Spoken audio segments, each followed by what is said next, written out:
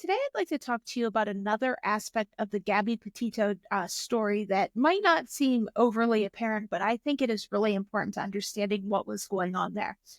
Now, whenever Gabby and her boyfriend, Brian, got pulled over in or around the Grand Tetons just days before she was murdered, there's body camera footage of the incident.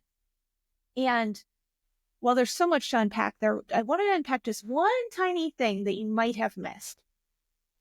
So there's marks on her. She's crying. She's screaming. People reported previously that they had seen Brian physically, assault her, slap her, hit her.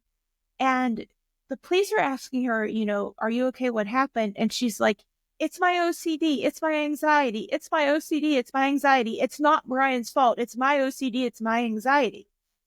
So she's vehemently defending him and putting the blame on herself, and more specifically, blaming her OCD and her anxiety for why she has marks on her.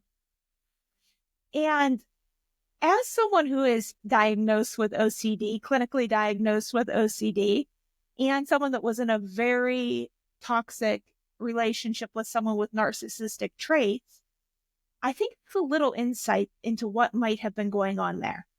So what the abuser will often do in these situations is they will find out sort of the weakness or the disability of their victim.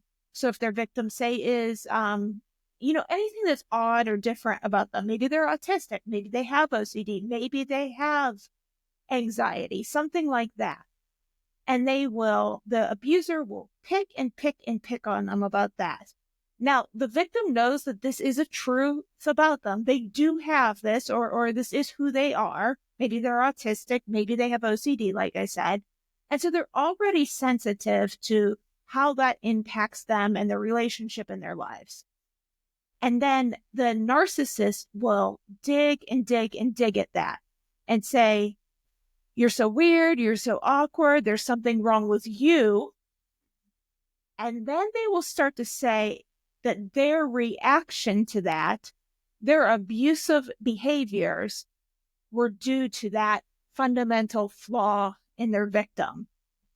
And over time, the victim hears this and it's like, yes, my partner has abused me in some way, but it's because I am flawed. It's some flaw in me. It's my OCD. It's my anxiety. I made him do that because it's fed to you year after year after year.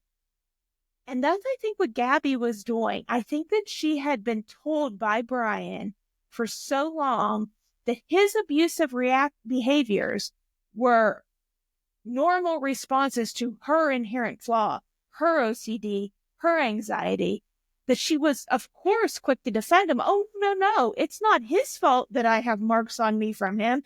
It's my fault. Because I'm inherently flawed. I have OCD. I have anxiety.